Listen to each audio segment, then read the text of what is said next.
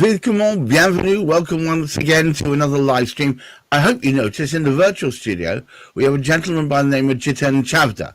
He is of a company called Expat Finance based in Sweden, and as the name suggests, he's very much focused on helping expats living in Sweden deal with their finances better. So welcome, Jiten.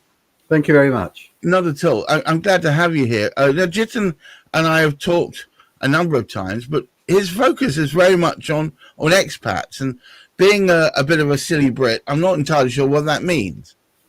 Well, this definition has been flying around a lot in Sweden. So when you're an expat and when are you an immigrant? It's a tricky one. But to me, a lot of people understand the definition of an expat. They weren't born in that country and they're living in that country and they're making that country their home. Right. Or temporary expats. Is it? Would you say they're paying a contribution into the local economy via taxes, while Exactly. at the same time not being of that country? Is that fair? Totally. That's exactly what it is. All right. And there are obviously better and worse ways of doing this. So let's wind back a little bit. Why the hell are you doing this? What made you an obvious Brit want to go stomp across the lines of Sweden and set up a company doing this? Good question. If I can give you just a brief background about where I came from, and that might actually help you. I actually did a British Telecom apprenticeship many years ago, and part of my apprenticeship I had to do a BTEC studies, which was great. And after BTEC, I was still with British Telecom. I got a job in a private company. I was about 21 at the time. And during that period of time, I was looking at these young guys driving around in really nice flash cars and doing all these types of things. How do I get one of those? So I asked the sales director at the time, said, so how do I get into sales so I can have a flash company car and all these types of bits and pieces? And they said, you'll have to go and do a degree. Okay. So I thought, okay, well, I've been thinking about doing a degree anyway. So because of my BTEC education, I could actually go and do a degree. Right. I decided to go and do a degree in information technology because the guy said, doesn't matter what degree, just go and get a degree. So I decided, because I enjoyed information technology, I decided to do information technology degree. Now, this is where it becomes rather interesting. After doing the degree, there was a cousin of mine who was trying to recruit me in his company, doing financial services. And he'd been trying for about a year to recruit me, and I just said no. He even said to me, give up your degree and come and join me. Blimey. That's how confident he was about the future. So I said, no, I'm going to do my degree. So I finished the degree, and I went to pick him up one day in the centre of London. He had a really flash suit on. And as I was walking down the stairs with him and a colleague of his, my cousin said to his colleague, I've been trying to get Jiten to join the company for a long time, but he just won't join. What do I do? And Vince, this guy, said to me, okay, Jiten, I've got two simple questions to ask you. If you wanted to earn £100,000 a year, who would you ask? And I thought about it while walking down the stairs. And I said, somebody that's earning £100,000 a year. He goes, go on, then ask me. And Vince was like a 27-year-old Italian, good-looking man. And he said, okay, if you wanted to own a Ferrari, who would you ask? Somebody that owns a Ferrari. Go on and ask me. And as we walked out of the building, his Ferrari was right outside. And that's when I realized, actually, for me to have the trappings that I wanted at the time, this is what I needed to do. So I joined financial services. Then after many years of working in the UK and everything, my wife is Swedish, said, let's go move to Sweden for a year. So we came to Sweden in 2004. For the first 7 years, I was flying backwards and forwards, taking care of my UK clients. Then I decided to pass my UK clients over to colleagues of mine, and then decided, because I was getting lots of people asking me questions in Sweden, expats, and there's different rules in different countries. So then I thought to myself, if I now only help people in Sweden, or expats in Europe actually, then I don't have to fly backwards and forwards anymore. No, absolutely. So your focus became those who had left the trappings of the UK, and it wasn't just Sweden though. There was expats throughout Europe. Yes, throughout Europe, but also it's not expats in Europe. It's expats anywhere in Europe. They don't have to be British. So I help people here from Italy, Germany that are based in Sweden. So it doesn't matter where they're actually based. That's interesting, because you first created a niche which was in Sweden only, and now you expanded it out, taking just the meme of being an expat from a different country. Well, I haven't spread myself out in that way where I'm actually taking on board clients from France or Germany. The clients that have been that are in France and Germany, they've normally left Sweden to go there. So it's not Right. people that I'm specifically going for. I know the Swedish market very well in the sense I know the Swedish system very well. So I like helping Swedes because I've And been. is the Swedish system quite different from others? It is. It's people are not understanding it very well. That's the problem. Especially when people come from foreign countries, they look at it here and they think, okay, what can I do? Because they compare it with their local current. Their Of local course, of course, yeah. So we can do that in our country. Why can't we do that there? And so forth. So it's really, you know, there's one lady I had a meeting with today, and it was very simple. She's got a property in Hungary, and she wants to move in with her son here. Her son's here actually, and she's already living here temporarily. But she said, "But I want to sell the property. So how should I sell it?" I said, "Sell it before you move, because here we've got capital gains tax on property. In Hungary, they don't." Well, so of course you get your income from it, or you sell it, make the profit, move across, and you don't have to end up paying. Well, I don't know exactly. Oh my goodness! Well, that's an obvious, amazing saving. But I mean, that's you come across these questions that if people wouldn't necessarily know could save them a packet all the time, no doubt. Yes, especially because I know the UK system very, very well. If now somebody was about to leave the UK, I have clients that contact me a year before they're planning on moving, so they can put things in place before they actually move out of the country. So it makes it much easier for them, and they've got somebody they can talk to that's local as well, that can help them on the financial side of things as well. So that's to me. In the business I've been doing now for I've been over 30 years, for me, it's a long-term relationship. That's the most important thing. How do I get on with them? Do they like me? Do I like them? And believe it or not, expats seem to attract each other. So I suspect that if you feel like a fish, not so much out of water, but in a different fish pond, you want to be with other fish who've already worked out how to live and swim in that pond.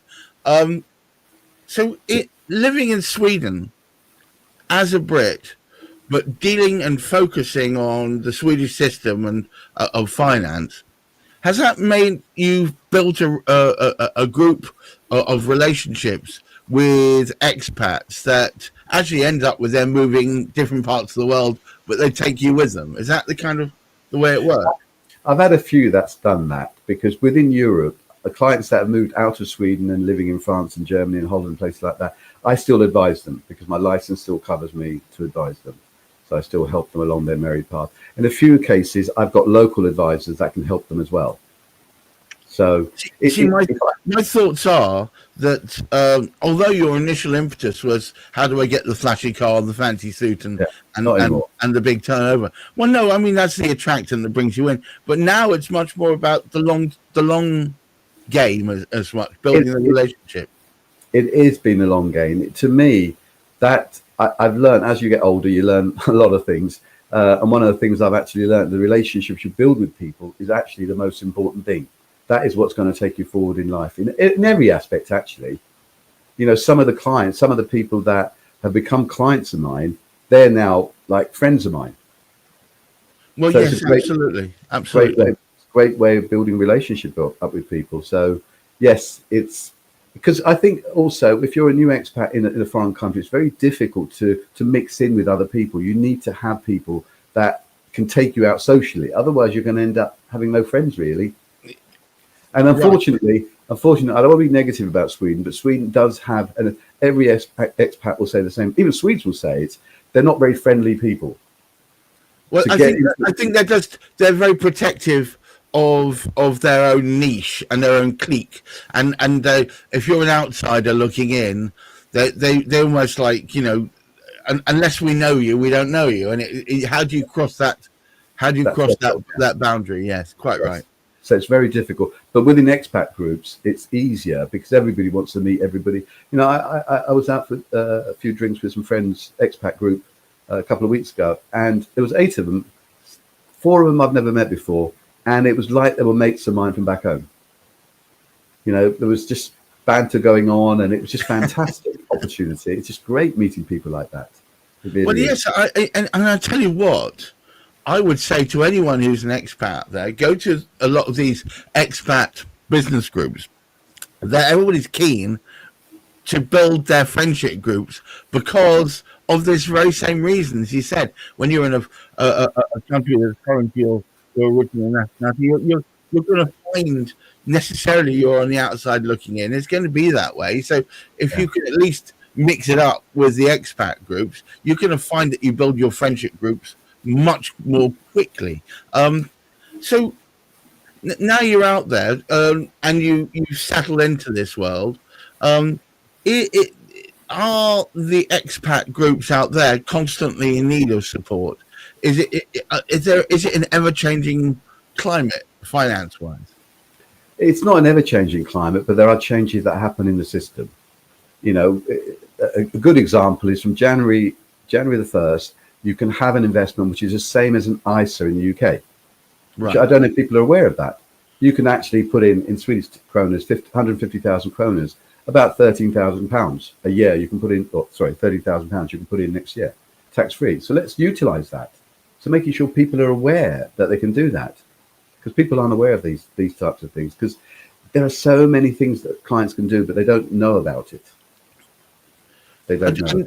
And has that been the way? I mean, what is it? You've been there for how many years?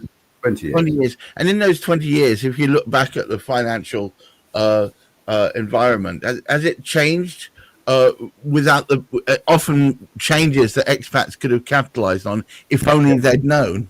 Yes, I think in those 20 years, one of the biggest issues being the pension system. Because if you have a UK pension, who can manage that pension? After Brexit, it was a problem. Because unless you've got a dual license, if you've got a UK investment, you're based in Sweden or outside the UK, nobody can advise you on that. Whereas before, you could do. And so now the clients were struggling because they couldn't get the advisor that they actually needed. Wow. That was one issue. That Brexit had caused. Brexit was being the biggest issue, to be honest with you. The other issue has been for clients that they can actually utilize a lot of tax efficient savings you've got in Sweden. So has Brexit been kind to expats? Oh, it's been disastrous here. Absolutely disastrous, especially from the financial aspect of it, because it's limited what clients can actually do. Right. So it's been a big problem. So, if clients have got investments based in the UK, I do try to get them, and their long-term plan is not to move back in the UK, it's to move it away from the UK. Right. So that's get it away from the UK, the trappings of the whole mess that comes with that. So yes. Has there not been any opportunities that have risen from it?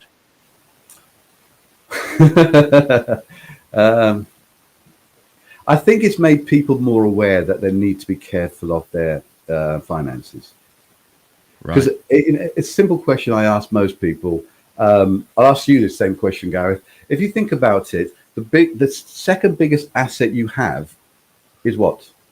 Normally, second biggest asset for most people. My car, I guess. Your pension. Oh, yeah. Let's not talk about that. Yeah. But yes, okay.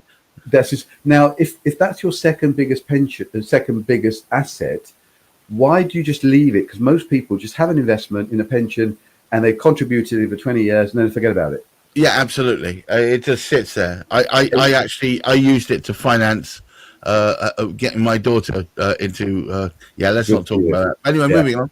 But the thing with something like that is, if people don't realize it, that the money's not being managed and it's in a bad portfolio, a bad investment, and the markets have changed over those 20 years, guess what? You're worse off.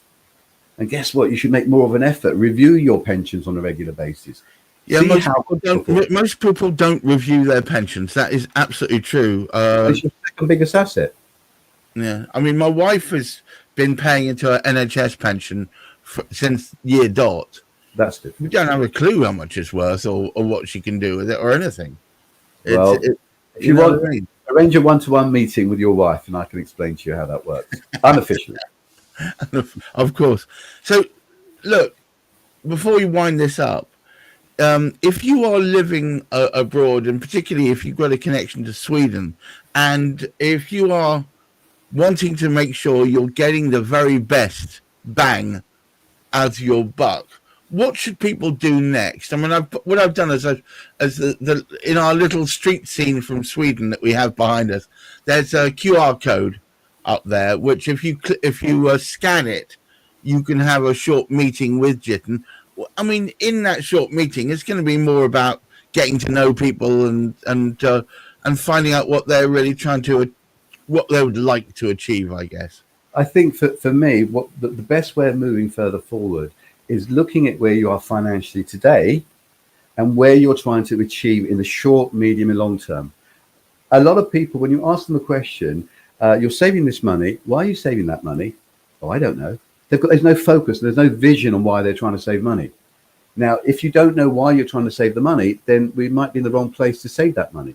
We might need to save that somewhere else. Right. So the important thing during the conversations I have with my clients in the first couple of meetings is just to fathom out from them what their goals are going to be, what focuses their mind. A lot of people are embarrassed about saying their goals, by the way. And for me, it's trying to get that out of them. Saying, okay, if that car is really important, if that holiday that you want to go on is really important, if educating your children in the UK is really important, let's work out financially how we're going to achieve that. We need to have a focus on, and that's what I normally having a plan. I would say having a plan is the critical element here, right? And that's why we need to make. You can have a plan, but you need to make sure you're on focus. So we need to review that plan on a regular basis.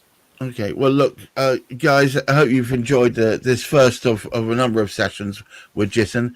In future, we're going to talk a little bit. I think a bit more about success stories and examples of what can be done. Perhaps just little inkling into how a little bit of forethought, a little bit of planning can make all the difference. But until next time, thank you so much for spending some time with me, Jiten. I hope you found it. I myself feel a little bit more educated from it. And you out there, don't be a stranger. If you feel like you've got a question, please approach Jiten. He's not made of stone. He will help you in whichever way he can do. Remember that QR code, if you scan it, it will take you straight through to a meeting booking, no obligation. And you'll have a little bit of chat with him. Until next time, keep your feet on the ground, keep reaching for the stars, and try and look after that mental health. Bye-bye now. Bye-bye.